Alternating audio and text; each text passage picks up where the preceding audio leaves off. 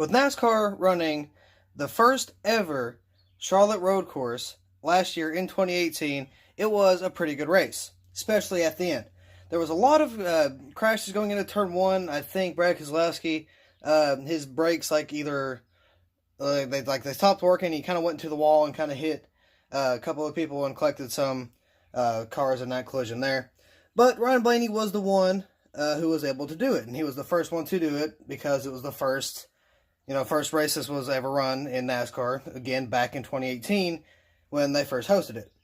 Now, it wasn't just Blaney who had the whole field, because we didn't think Ryan was going to win. Am I happy Ryan won? Personally, yes. I like Ryan Blaney. I think he's pretty cool. He's pretty calm, like racing. He's not really aggressive or anything. So, I kind of like to see that in drivers. But we thought either Truex or Johnson was going to get it, because Truex was first, Johnson was second. Now, I do have that custom Truex car right here, or Diecast right here, so I would be doing a review on that. I actually got that from eBay a couple months ago. I still haven't done a review on it, and I really mean to, but I haven't really got to it because I have other stuff in the way. I still got a stop motion to put out. I just finished Daytona yesterday, and I'm going to start another one because I'm 3 races late, which is 3 months of work, so I really got to get on gear in that.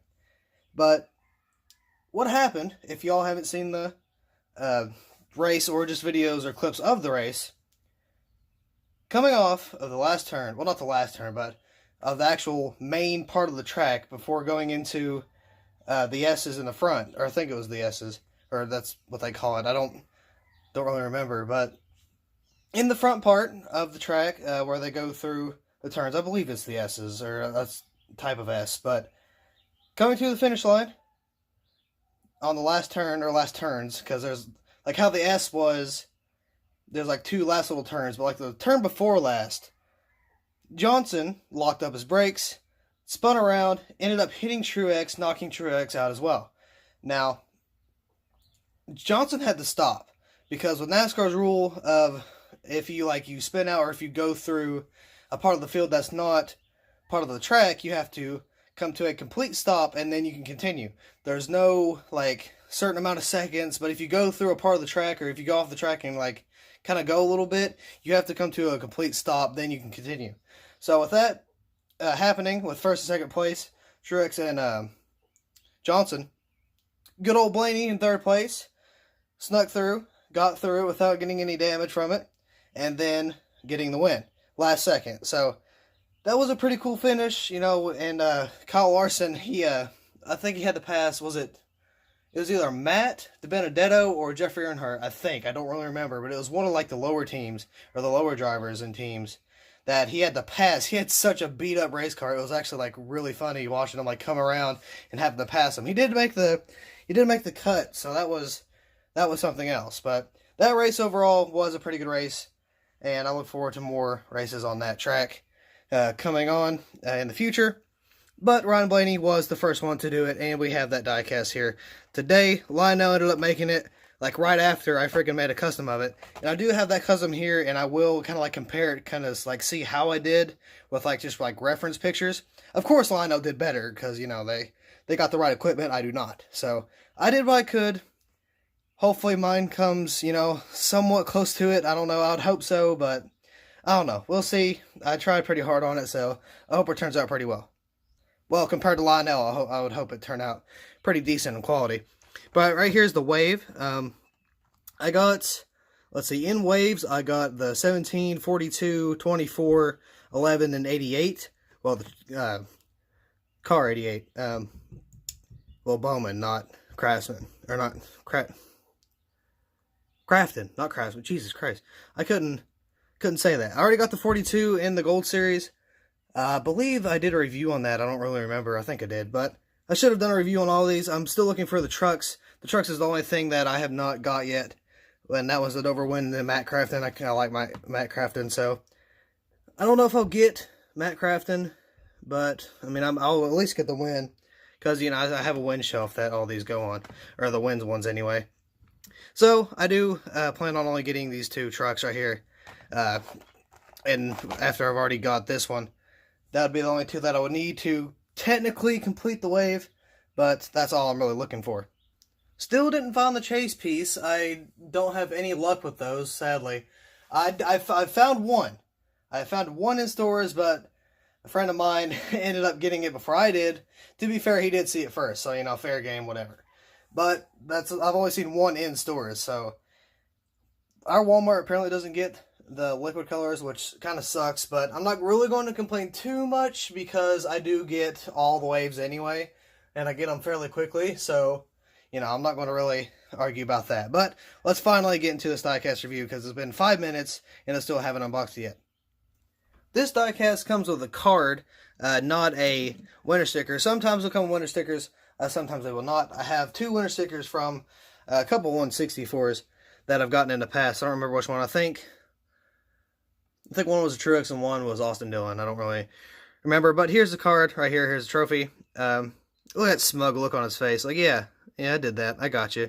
And, you know, okay, looks like we got, like, just like from the picture, looks like we got a wee bit of a monster right there. Oh, maybe we don't. I thought those lines were like a part of the logo. So, good job on getting that out there, Lionel. I figured, I didn't think you could do it. I didn't think, because that was like the first thing I saw. When I saw the banner, I'm like, okay, I gotta look for the Monster Energy logo there. But Ryan Blaney, Charlotte Motor Speedway, Bank of America, Roval 400 winner in Concord. And then that took place on September 30th, 2018. So late into the year. Date again, September 30th, 2018. That race was 3 hours, 1 minute, and 34 seconds. He started 9th. The total laps was 109, or 284, or 48, Jesus. 248.52 miles. And there was 8 for 16 laps of cautions. Last led by winner, he led 16 laps. And he won by well, we're going to round that out. This is going to be 0.79 seconds. So, driver career wins. This is his second career win in the NASCAR Cup Series. I believe the first one came at Pocono. I believe when he was driving the 21, I believe he came in Pocono a couple years back. So, there's a card right there. And I believe this is his only win for 2018. I believe that was the only one he got. I could be wrong, but I know he definitely got this one. I'll have to look up on that and see if that was the only one he won. I believe it is, but, you know, I could be wrong. I'm usually wrong on a lot of things, but we're not going to talk about that. But here's the diecast. Actually, finally getting onto it. This thing does look really nice. It's highly detailed. Let's just hope we don't see any mess-ups for the diecast on Lionel's part, because that would not be fun whatsoever. But let's go ahead and take a look at it a little bit closer. So going up right here, or not going up, but on the hood, we do have a little bit of a like split off, but I believe that's like where they like just how they detailed the hood. So like make it look like how it actually was. I can't speak. I was like repeating myself a lot there. We got a lot of build up. We got a little bit of confetti, and not much, but you know, there's a little bit there. I got the round of 16 right there as a playoff round, and you got some confetti there on the hood, or on the roof, not really much to it. Got the 12, got the winter sticker from when they put it on Victory Lane, and they got the back. They got a little mess up here with the spoiler, the spoiler. They got some confetti back here, not really a lot, and then we got the back.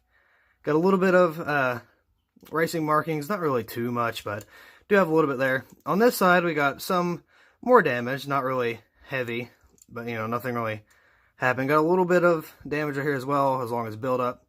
You got some more confetti kind of along here down the side. Looks like kind of hit the wall a little bit at some point in time. Not terrible, it's just a little up here and down here.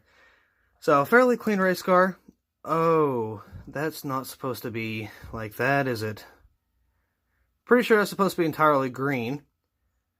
But, oh, okay. Alright, Lionel, I guess that's not even green or red on the normal one. Is it? It's supposed to be that's like all yellow, I believe. That's interesting and kind of terrible, but I got some more race markings here. A little bit of scuffs up here and there. We got the emoji, or like the sticker from the playoffs that year. I don't know if they're going to carry it on this year, but I know they definitely did last year. A lot of people didn't like it, even though Junior said he didn't like it. He thought it looked kind of bad, but let's go ahead and compare the two, my custom and Lionel's. So right here is kind of what you see. Definitely a lot cleaner than than the other one, but I do have the banner and stuff on there. So got a little bit of confetti, not much. The confetti's kind of hard to do when it's not absolutely caked in it. So got a little bit. I should have put a little bit more on this side. If this will even zoom in, there we go. Or not zoom in, but if we could put a little bit more on this side, or if I could put the little playoff logo right there. I mean, you know, I looked at the reference pictures, so I'm kind of doing what I can. I didn't get too much detail in it, but I did get a little bit. You know, not the best, but definitely not the worst. Got some. I didn't put anything on the back there. And then on this side, this one was pretty clean. I think this was the cleanest part, other than this right here. So I don't think I did too terrible, but I definitely did not get as much detail as Lionel did. But of course, I kind of cannot do that. I don't really have the right equipment, but I still gave it a fair attempt, and I thought I didn't do too bad. But this one did turn out a whole lot better than my custom, of course, again, because it's Lionel. At least I got the freaking splitter right. But, you know, I don't really know how that is. I'm going to have to look at more reviews on that. But I don't know. It's just, it's something's off about it. I'm pretty sure it's supposed to be entirely green, because the playoffs, or the front banners, and the splitter and spoiler are completely green, and on that one, it's not really. So, don't know what happened there, but not too happy about it. But it is just, you know, just another Lionel error that we got to deal with, because we don't have any other competitors out there making diecast as well, so Lionel just kind of lets stuff go. So, can't really do anything about that, but complaining isn't going to help anything, I don't believe, because if it would have, they would have done something a long time ago. But, oh well, it is what it is. But I'm going to go ahead and head on out of here. So, thank you all so much for watching, and I will see you in the next video. It's overrated. These expectations, they keep weighing me down. My heart is begging me to get the hell out of my head. I'm trying to live inside the upside down for a minute.